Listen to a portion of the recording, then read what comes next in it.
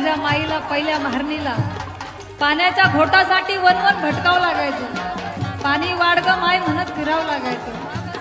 परंतु आज बाबासाहेबांच्या पुण्याईने घरात दारात नळ आहे, विहिरीचं नदीचं पाणी डायरेक्ट नळाने आपल्या घागरीत आहे. शावर खाली आंघोळ करतो आम्ही बाबासाहेबांच्या पुण्याईने.